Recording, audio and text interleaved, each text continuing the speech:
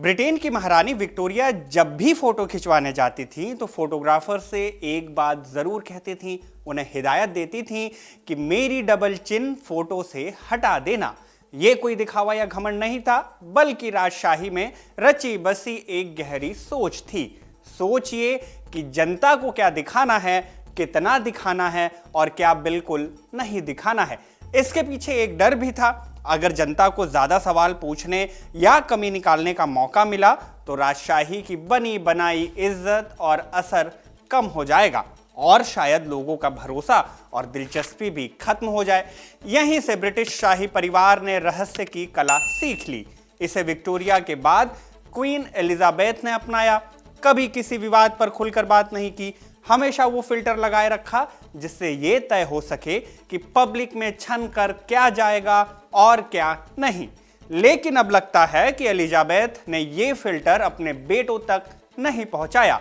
तभी तो उनके लाडले बेटे की एक तस्वीर सामने आई जिसने शाही परिवार की साख पर ही सवाल खड़े कर दिए हैं। बात हो रही है x Prince Andrew Mountbatten Windsor की। एंड्रयू का नाम लंबे समय से अमेरिका के पीडोफाइल जेफरी एप्स्टीन से जुड़ता आया है। उनकी एक तस्वीर भी सामने आई थी। तस्वीर में वर्जीनिया नाम की महिला ने एंड्रयू पर सेक्सुअल असॉल्ट का आरोप लगाया था। इसके बाद कई बार एंड्रयू का नाम एप्स्टीन फाइल्स में आया। इसी कड़ी में 19 फरवरी को एंड्रयू को गिरफ्तार किया गया। एंड्रयू पर आरोप है कि उन्होंने एप्स्टीन के साथ कुछ सीक्रेट जानकारी साझा की थी। यह सब तब हुआ जब वो ब्रिटेन में सरकारी पद पर थे। अपने 66वें बर्थडे पर गिरफ्तार होने के बाद एंड्रयू को देर शाम रिहा कर दिया गया। इतने सालों से जो चुप्पी ब्रिटेन का शाही परिवार बनाए हुए था, उसे आखिरकार एंड्रयू की गिरफ्तारी के बाद उनके भाई प्रिंस चार्ल्स को तोड़ना ही पड़ा। अब ऐसे में सवाल यह है कि क्या ये ब्रिटिश राजशाही के अंत की शुरुआत है? एक शहजादा राजशाही परिवार को कैसे बर्बादी की ओर ले गया? हमेशा विवादों से निकलता आया शाही परिवार क्या इस बार एंड्रयू की बदनामी से खुद को बचा पाएगा? यही सब जानेंगे राजदूत के आज के इस एपिसोड में। नमस्ते, मेरा नाम शुभम है और आप खबरगांव का डेली इंटरनेशनल बुलेटिन राजदूत देख रहे हैं।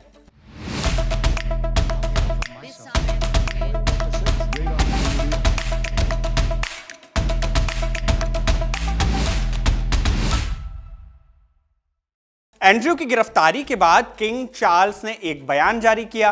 बयान में कहा गया कि उन्हें एंड्रयू की गिरफ्तारी की खबर सुनकर बहुत चिंता हुई। चार्ल्स ने कहा, अब आगे जो होगा वो एक निष्पक्ष और सही कानून प्रक्रिया के तहत होगा, जिसे सही संस्थाएं सही तरीके से जांचेंगी। इस पूरी जांच में शाही परिवार पूरा सहयोग करेगा। मैं साफ तौर पर कहना चाहता हूं, कानून को अपना काम करने दिया जाना चाहिए। जब तक ये प्रक्रिया चल रही है, मेरे लिए इस मामले पर और कुछ कहना ठीक नहीं होगा। आखिरी बार ब्रिटिश शाही परिवार के किसी मेंबर की गिरफ्तारी 1647 में हुई थी। 350 से भी ज्यादा साल पहले की बात है ये। तब चार्ल्स वन को इसलिए पकड़ा गया था क्योंकि उन्होंने संसद की बात मानी नहीं थी, मनमाने फैसले भी लिए थे और देश को गृह युद्ध में झोंक भी दिया था। उन पर सत्ता के दुरुपयोग और देश को नुकसान पहुंचाने के आरोप लगे थे। इसी वजह से उन्हें गिरफ्तार किया गया और फिर 1649 में उन्हें फांसी की सजा सुना दी गई थी। अब लगभग 3.5 सदी बाद एंड्रयू को गिरफ्तार किया गया। कैसे एंड्रयू विवादों में फंसे, इसकी कहानी शुरू से बताते हैं आपको। 1660 का दौर था। प्रिंस एंड्रयू का जन्म बकिंगम पैलेस में हुआ था। उन्होंने जवान होते ही रॉयल नेवी ज्वाइन की और 1982 के फॉकलैंड्स युद्ध में हेलीकॉप्टर पायलट के तौर पर ड्यूटी की। 1986 में उनकी शादी सारा फर्ग्यूसन से हुई और उसी दिन उन्हें ड्यूक ऑफ यॉर्क बना दिया गया। ब्रिटेन में राजा या रानी अपने परिवार के खास सदस्यों को सम्मान के तौर पर कुछ खास टाइटल देते हैं। ड्यूक उन्हीं शाही खिताबों में से एक होता है। यह टाइटल उनकी मां क्वीन एलिजाबेथ ने उन्हें दिया था। शादी के बाद उनकी 2 बेटियां हुई, लेकिन कुछ साल बाद सारा उनसे अलग हो गई और फिर 1996 में दोनों का तलाक भी हो गया। यहां तक सब कुछ ठीक था, वो इसलिए क्योंकि एंड्रयू की छवि महिलाओं और ऐशो आराम के इर्द गिर्द ही घूमती थी। इसी वजह से उनकी एक अलग छवि बन गई थी। परिवार के लोग भी इस बात को जानते थे। किंग चार्ल्स तृतीय ने एक बार कहा था कि एंड्रयू में हॉलीवुड एक्टर रॉबर्ट रेडफोर्ड जैसे लुक्स हैं, माने एक अट्रैक्टिव लड़का जिसके आसपास महिलाएं रहती ही हैं। 1970 के दशक में जब एंड्रयू स्कॉटलैंड के गार्डन स्टोन बोर्डिंग स्कूल में पढ़ रहे थे, तब उन्हें एक बार लड़कियों के हॉस्टल में पकड़ा गया था। इसके बाद ब्रिटिश मीडिया ने उन्हें रैंडी एंडी का नाम दिया, माने ऐसा आदमी जिसे महिलाओं में जरूरत से ज्यादा दिलचस्पी हो या फिर जो रोमांटिक मामलों में बदनाम हो। इसीलिए सारा के साथ तलाक ने भी एंड्रयू की इमेज को कुछ खास डेंट नहीं किया। 1999 के बाद एंड्रयू का नाम पीडोफाइल जेफरी एप्स्टीन से जुड़ने लगा। साल 2000 में इन रिश्तों की झलक और साफ दिखी जब एप्स्टीन, मैक्सवेल और एंड्रयू को अमेरिका के मार-अ-लागो क्लब में साथ देखा गया, जो उस समय डोनाल्ड ट्रंप का प्राइवेट क्लब था। उसी साल बाद में जाके एप्स्टीन और घिनेन मैक्सवेल क्वीन एलिजाबेथ की मेजबानी में विंडसर कासल में हुई एक साझा जन्मदिन पार्टी में भी शामिल हुए थे। इतना ही नहीं, घिलेन के जन्मदिन के मौके पर प्रिंस एंड्रयू ने उनके लिए एक खास शूटिंग वीकेंड भी आयोजित किया। इसके बाद 2001 में वर्जीनिया गूफ्रे नाम की महिला ने एंड्रयू पर आरोप लगाया। वर्जीनिया ने कहा कि जब वो नाबालिग थी तब एंड्रयू ने उसका यौन शोषण किया। ये सब एप्स्टीन के प्राइवेट आइलैंड और घर पर हुआ करता था। वर्जीनिया ने एंड्रयू के साथ अपनी फोटो भी दिखाई। एंड्रयू ने इन आरोपों को पूरी तरह से झूठ बताया, बोलते भी क्या। इसके बाद साल 2008 में एप्स्टीन को फ्लोरिडा में एक नाबालिग लड़की के सेक्स ट्रैफिकिंग के मामले में दोषी मानकर जेल भेजा गया। अगले ही साल एप्स्टीन रिहा हो गया और साल 2010 में प्रिंस एंड्रयू को एप्स्टीन के साथ सेंट्रल पार्क में टहलते हुए देख लिया गया। बाद में एंड्रयू ने कहा कि वो मुलाकात दोस्ती खत्म करने के लिए थी और वो एप्स्टीन से आमने सामने मिलकर बात करना चाहते थे। 2015 में फिर वर्जीनिया ने अमेरिका में एक सिविल केस दायर कर दिया। तब उसने कहा कि 2001 से 2002 के बीच उसे 3 बार एंड्रयू के साथ शारीरिक संबंध बनाने के लिए मजबूर किया गया, लंदन में, न्यूयॉर्क में और एप्स्टीन के प्राइवेट आइलैंड पर भी। उसने ये भी कहा कि इनमें से एक बार तो वो 17 साल की थी। इन सब के बावजूद एंड्रयू वर्जीनिया के आरोपों को नकारते रहे। 2019 में एप्स्टीन को न्यूयॉर्क में सेक्स ट्रैफिकिंग के आरोप में फिर से गिरफ्तार किया गया। कुछ समय बाद उसकी जेल में मौत हो गई। जांच में उसकी मौत को आत्महत्या बताया गया।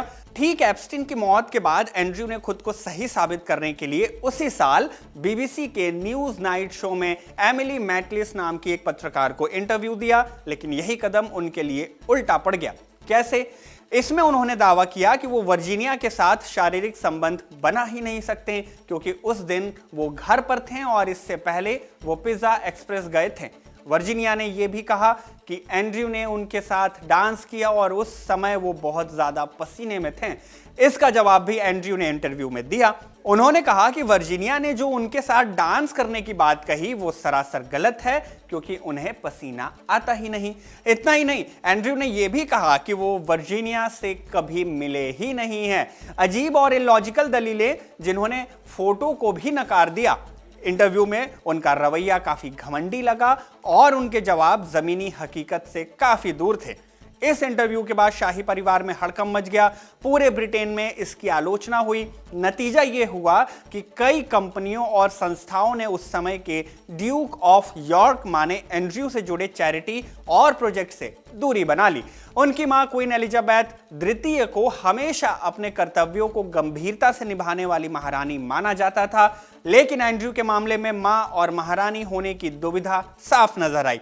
2011 में जब वर्जीनिया ने खुले तौर पर आरोप लगाया, उसके कुछ ही हफ्तों बाद क्वीन ने अपने बेटे को रॉयल विक्टोरियन ऑर्डर का नाइट ग्रैंड क्रॉस दिया। यह सम्मान बहुत बहुत बहुत ऊंचा माना जाता है। एंड्रयू ने आरोपों को हमेशा नकारा, लेकिन 2019 के इंटरव्यू ने क्वीन को मां नहीं महारानी के तौर पर सोचने को मजबूर कर दिया। जनवरी 2022 में आई है जब प्रिंस एंड्रयू पर लगे यौन शोषण के आरोपों का मामला और गंभीर हो गया। तब क्वीन एलिजाबेथ द्वितीय ने शाही परिवार की छवि को अलग रखने के लिए बड़ा फैसला लिया। रानी ने एंड्रयू से उनके सभी सैन्य पद और शाही संरक्षण वापस ले लिए। इसका मतलब यह हुआ कि अब एंड्रयू किसी भी सेना, चैरिटी या फिर संस्था से शाही हैसियत से जुड़े नहीं रहे। इसी फैसले के साथ शाही परिवार ने यह भी साफ कर दिया कि प्रिंस एंड्रयू अब HRH यानी कि हिज रॉयल हाइनेस की उपाधि का इस्तेमाल नहीं कर सकते। आधिकारिक काम में तो बिल्कुल भी नहीं। ब्रिटेन और दूसरे राजघरानों में राजा रानी के बहुत करीबी सदस्यों मसलन उनके बेटे बेटियां भाई बहन इन सब को सम्मान के तौर पर हिज रॉयल हाइनेस कहा जाता है। अब सोने के चम्मच से खाना खाने वाले को चांदी का चम्मच दिया जाए तो झटका तो लगेगा ही। इस कदम के बाद एंड्रयू को पूरी तरह से शाही सार्वजनिक जीवन से बाहर कर दिया गया। यह सब ऐसे समय में हुआ जब एक अमेरिकी जज ने एंड्रयू की उस अर्जी को खारिज कर दिया जिसमें उन्होंने केस रद्द करने की मांग की थी। इसके बाद साफ हो गया कि अब एंड्रयू को यह कानूनी लड़ाई बिना किसी शाही रुतबे के और एक आम इंसान के तौर पर ही लड़नी पड़ेगी। फरवरी 2022 में एंड्रयू ने वर्जीनिया के साथ मामले को अदालत के बाहर सुलझाने का रास्ता अपनाया। इस समझौते में एंड्रयू ने किसी भी अपवाद या दोष को स्वीकार नहीं किया, यानी उन्होंने हमेशा की तरह आरोपों से इनकार ही किया, लेकिन इसके बावजूद उन्हें काफी बड़ी रकम जियोफ्रे को चुकानी पड़ी। कितनी? करीब 16 मिलियन डॉलर की। एंड्रयू का कहना था कि उन्होंने यह फैसला उनकी मां और उनके करीबी सलाहकारों के दबाव में आकर लिया है। उनकी मां चाहती थी कि इस मामले को उनके जीवन के आखिरी सालों में जल्द से जल्द निपटा दिया जाए, इसलिए रानी ने एंड्रयू को 16 मिलियन डॉलर का लोन दिया। 2022 में एलिजाबेथ द्वितीय की मौत के बाद भी विवाद थमा नहीं। 2025 तक एप्स्टीन फाइल्स का भूत हर रईसजादे को डरा रहा था। इसी के चलते एंड्रयू के ईमेल्स और कुछ पुराने कनेक्शन एप्स्टीन के साथ सामने आ गए। दबाव और ज्यादा बढ़ने लगा। इसी के चलते किंग चार्ल्स ने अक्टूबर 2025 में अपने भाई से सारे रॉयल टाइटल्स छीन लिए, मसलन प्रिंस, ड्यूक ऑफ यॉर्क और बाकी के सारे सम्मान। अब उन्हें सिर्फ एंड्रयू माउंटबेटन विंडसर कहा जाने लगा। साथ ही किंग चार्ल्स ने उन्हें विंडसर में अपने बड़े घर रॉयल लॉज से निकालने का फैसला भी ले लिया। यह घर 30 कमरों वाला था जहां वो 20 साल से ज्यादा रह रहे थे। ऐलान अक्टूबर 2025 में हुआ, लेकिन एप्स्टीन फाइल्स के नए रिलीज के बाद उन्होंने जल्दी घर छोड़ दिया। वो 2 फरवरी 2026 को रात के अंधेरे में चुपके से रॉयल लॉज छोड़कर चले गए। अभी के लिए वो सैंडरिंगम स्टेट के वुड फार्म में रह रहे हैं। ये महारानी एलिजाबेथ का वो घर था जहां उन्होंने अपना आखिरी बर्थडे मनाया था। अब ऐसा लग रहा है कि एंड्रयू को शाही परिवार ने वो व्यक्ति बना दिया है जिस पर सारी आलोचना और बदनामी आएगी। इतिहास में कई शाही परिवार में ऐसे दुष्ट चाचा या कहें शकुनी रहे हैं जो लोगों के सामने शर्मिंदा हुए, लेकिन पूरे परिवार की इज्जत को नुकसान नहीं पहुंचने दिया। किंग चार्ल्स ने साफ कर दिया कि अब एंड्रयू का मामला पुलिस और अदालतों का है। जन्म या शाही रुतबे की वजह से उन्हें कोई खास सुरक्षा नहीं मिलेगी। इसका मतलब ये कि चाहे एंड्रयू के बारे में कितनी भी बुरी बातें सामने आए, वो परिवार से अलग रहेंगे ताकि क्राउन पर किसी भी तरह का दाग न लगे। पर क्या ब्रिटेन की जनता को अब शाही परिवार का चुप रहना और अछूत बनकर रहना स्वीकार है? वो जनता अब शाही परिवार से जवाब चाहती है। ब्रिटिश रॉयल फैमिली ने पहले भी कई विवादों और स्कैंडल्स झेले हैं, लेकिन एंड्रयू का ये मामला अब जनता के लिए धीरज की आखिरी बूंद जैसा बन गया है। लोगों के जहन में ये बात दब गई है कि शाही परिवार अब उनके लिए नहीं रहा। ब्रिटिश शाही परिवार की लोकप्रियता धीरे धीरे घटती जा रही है, खासकर तब जब 2022 में बहुत ही पसंद की जाने वाली क्वीन एलिजाबेथ द्वितीय का निधन हुआ। 1983 में national centre for social research के पोल के मुताबिक 86% ब्रिटिश लोगों ने कहा कि शाही परिवार होना बेहद जरूरी है, लेकिन पिछले साल यह आंकड़ा सिर्फ 51% का रह गया। हाल ही में किए गए एक सैवेंटा पोल में शाही परिवार के समर्थन में और गिरावट देख ली गई। सिर्फ 45% लोग अब इसका समर्थन करते हैं, जबकि 2020 में यह 63% का था। खासकर 18 से 24 साल के युवाओं में केवल 23% ही अब शाही परिवार को सपोर्ट करते हैं। इसके पीछे लाजमी कारण भी है। पहला, शाही परिवार के ऐशो आराम का खर्चा ब्रिटेन की जनता की जेब से जाता है। 2024 में ब्रिटिश शाही परिवार पर टैक्स पेयर का खर्च 1015 करोड़ रुपए रहा। अगले 2 सालों में शाही परिवार की सालाना आमदनी बढ़कर 1555 करोड़ रुपए हो जाएगी। दूसरा, ब्रिटेन का शाही परिवार अब सिर्फ एक दिखावे वाला राजतंत्र है। मतलब राजा या रानी के पास अब ज्यादा पॉलिटिकल पावर नहीं है। अब कानून बनाना, टैक्स लगाना या देश चलाना संसद और प्रधानमंत्री का काम है। राजा या रानी ज्यादातर औपचारिक काम करते हैं, जैसे कौन से?